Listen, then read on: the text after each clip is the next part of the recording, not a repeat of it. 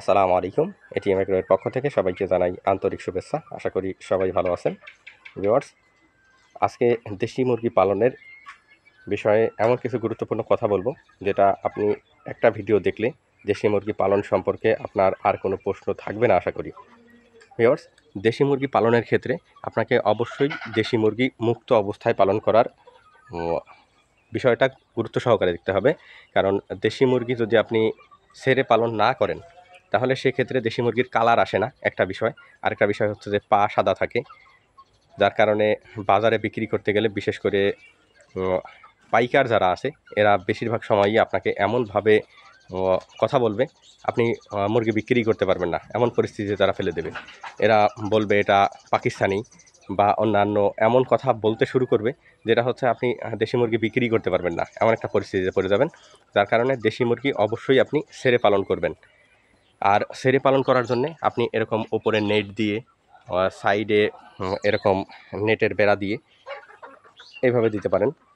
এছাড়া দেশি মুরগি পালনের জন্য আপনাকে যে আলিশান ঘরের প্রয়োজন এরকমটা নয়। একদম প্রচুর খরচ করে আপনি একটা ঘর বানাবেন, শেষ পর্যন্ত দেখা যাবে যে লাভ করতে পারতেছেন না, বা এমন একটা সমস্যায় পড়ে গেলেন যে আপনার যে টাকা দিয়ে আপনি ফার্ম শুরু করবেন তার অর্ধেকের বেশিটাই আপনি ঘর তৈরিতে খরচ করে ফেলেছেন। এরকম পরিস্থিতির সৃষ্টি কখনোই করবেন না। আপনি ছোটো আকারের, এখানে দেখেন এই যে ছোট্ট দুইটা ঘর দেখতে পাচ্ছেন, এই ছোট্ট দুইটা ঘরে এখানে 100 দেশি মুরগি পালন করা হচ্ছে। এভাবে আপনারা ছোট্ট দুইটা ঘর একদম সাদামাটা করে আপনারা, বা ছোটো একটা ঘর একদমই সাদামাটা করে ঘরটা তুলে নিতে পারেন। অবশ্যই অল্প খরচের মধ্যে চেষ্টা করবেন বাড়িতে থাকা পুরান টিন অথবা মানে অল্প খরচের মধ্যে যেটা করা সম্ভব এরকমটা আপনি তৈরি করে নেবেন। এরপর হচ্ছে দেশি মুরগি পালনের ক্ষেত্রে আরেকটা গুরুত্বপূর্ণ বিষয় হচ্ছে যে আপনি বড় মুরগি দিয়ে শুরু করবেন নাকি জিরো বাচ্চা দিয়ে শুরু করবেন। এক্ষেত্রে জিরো বাচ্চা দিয়ে যদি শুরু করেন সেক্ষেত্রে সুবিধা বেশি, কারণ আপনি নিজে ভ্যাকসিন কমপ্লিট করে আপনি আপনার নিজের মুরগিগুলাকে প্রস্তুত করে নিতে পারবেন। এছাড়া আপনি যদি হাট থেকে বা বিভিন্ন মাধ্যম থেকে যদি আপনি দেশি মুরগি ক্রয় করেন, সেক্ষেত্রে ভ্যাকসিনেশনের একটা বিষয় থেকে যায়। ভ্যাকসিন যদি কমপ্লিট করা না থাকে বা ভ্যাকসিন যদি সঠিক মাত্রায় করা না থাকে, সেক্ষেত্রে দেখা যায় যে মুরগির হঠাৎ করেই বা খুব দ্রুত রোগ বা ভাইরাস আক্রমণ করার একটা প্রবণতা থাকে। এজন্যে নিজে দেশি মুরগির বাচ্চা থেকে যদি আপনি মুরগি প্রস্তুত করে নেন, সেটাই সবথেকে বেটার হবে। এছাড়া আরেকটা বিষয় থাকতে পারে, সেটা হচ্ছে যে আপনি হাট থেকে 10টা দেশি মুরগি কিনে নিতে পারেন, কিন্তু অবশ্যই সুস্থতা যাচাই করে তারপরে হচ্ছে দেশি মুরগি কেনার চেষ্টা করবেন। কিভাবে সুস্থ দেশি মুরগি চিনবেন তার একটা ভিডিও আমার এখানে দেয়া আছে, আপনারা চাইলে দেখে নিতে পারেন। অবশ্যই সুস্থ দেশি মুরগি কিনে নেবেন। এরপরে এটাতে আপনি আরডিবি ভ্যাকসিন, অর্থাৎ রানীক্ষেতের যে বড় মুরগির যে আরডিবি ভ্যাকসিনটা আছে, এটা প্রতি মুরগিতে 1 মিলি করে ভ্যাকসিন করে নেবেন। তাহলে ইনশাআল্লাহ দেখা যাবে যে হয়তোবা ভাইরাসের প্রবণতাটা একটু হলেও কমবে। তো এভাবে আপনি 10টা দেশি মুরগি থেকে আপনি আপনার ফার্ম শুরু করতে পারেন। অবশ্যই 10টা দেশি মুরগি থেকে দেখা যাবে যে আপনি পার ডে 5টা থেকে 6টা বা 7টা ডিমও পাইতে পারেন।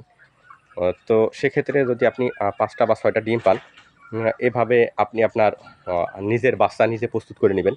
আর যখন নিজের বাচ্চা নিজে তৈরি করে নেবেন, তখন দেখা যাবে যে আপনার বাচ্চাগুলো সুস্থ থাকবে। আর আপনি সব কিছু নিজের হাতে কমপ্লিট করে নিলে তখন এটার একটা নিশ্চয়তা থাকবে। এভাবে আপনি দেশি মুরগির বাচ্চা বা রানিং দেশি মুরগি আপনি প্রস্তুত করে নিতে পারেন। এরপরে খাদ্য ব্যবস্থাপনা একদম জিরো থেকে শুরু করে বড় মুরগিকে কিভাবে খাবার দিবেন, কিভাবে দেশি মুরগি সুস্থ রাখা যায়, তার একটা ভিডিও আমার চ্যানেলে দেওয়া আছে, আপনারা চাইলে সেটা দেখে নিতে পারেন। অবশ্যই এভাবে যদি দেশি মুরগি পালন করেন, খাদ্য ব্যবস্থাপনা ঠিক রাখেন একদম জিরো থেকে, তাহলে দেশি মুরগি একটা সুস্থ সবল দেশি মুরগি আপনি তৈরি করে নিতে পারবেন। এটা গেল হচ্ছে আপনার মুরগি প্রস্তুতের ক্ষেত্রে। এছাড়া আপনি যদি 20 থেকে 30টা যদি দেশি মুরগির ডিম পাড়া মুরগি যদি আপনি রাখেন, তাহলে দেখা যাবে যে আপনি যদি 30টা মুরগি থাকে, সেক্ষেত্রে 30টা মুরগিতে সর্বোচ্চ যদি খায় তাহলে দেখা যাবে যে 150 টাকার মতো খাইতে পারে পার ডে। এখন 30টা মুরগি থেকে আপনি সর্বনিম্ন হলেও 15টা ডিম পাবেন। এখন ডিমের হিসাব যদি করা যায়, তাহলে ডিমের ক্ষেত্রে 15 টাকা পিসও যদি বিক্রি করা যায়, তাহলে মোটামুটি অনেকটাই লাভ আসে। এখন আপনি ডিমের জন্যে, ডিম বিক্রির জন্যে মুরগি রেডি না করে আপনি অবশ্যই এই জিনিসটা মাথায় রাখবেন যে আপনি বাচ্চা উৎপাদন করবেন। এখন এই বাচ্চাটা আপনি বিক্রি করবেন সেইটা মাথায় রাখবেন না। কখনোই আপনি বাচ্চা বিক্রির বাচ্চা বিক্রি করে লাভবান হবেন এই চিন্তাটা মাথায় আনবেন না। আপনি চিন্তা করবেন যে আপনি মাসে 200 বা 300 দেশি মুরগির বাচ্চা আপনি নিজে উৎপাদন করবেন। সেটা হচ্ছে আপনার ফার্মের জন্যে। এটা আপনি 2-3টা ব্যাচে করতে পারেন। 100 দেশি মুরগির একটা ইনকিউবেটর নিতে পারেন আপনি 100 বাচ্চা ফোটানোর জন্যে। সেক্ষেত্রে আপনার দেখা যাবে যে অল্প খরচের মধ্যে, একদম সীমিত খরচের মধ্যে আপনি প্রতি মাসে 250 থেকে 300 দেশি মুরগির বাচ্চা আপনি ফুটাইতে পারবেন। এটা আপনি আপনার নিজের ফার্মে বড় করবেন এবং নিজের ফার্মে বড় করার পরে তারপরে ওইটা আপনি বিক্রি করবেন।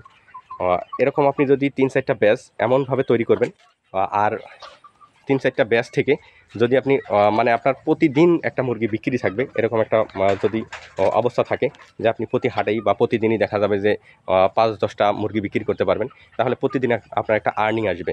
একটা ব্যাচ যদি আপনি তৈরি করে নিতে পারেন, একটা ব্যাচ যদি একবারে তৈরি করে নেওয়া যায়, তাহলে এটা থেকে আপনি অনেক দিন পর্যন্ত এটা থেকে আপনি বেনিফিট পাবেন।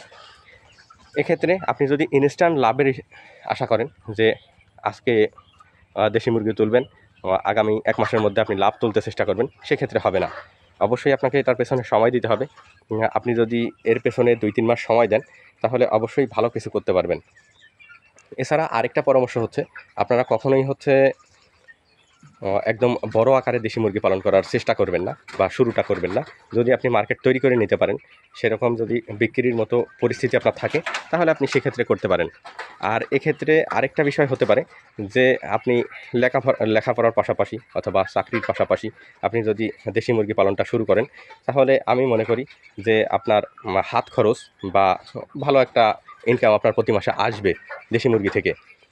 এই জন্যে দেশি মুরগি আপনারা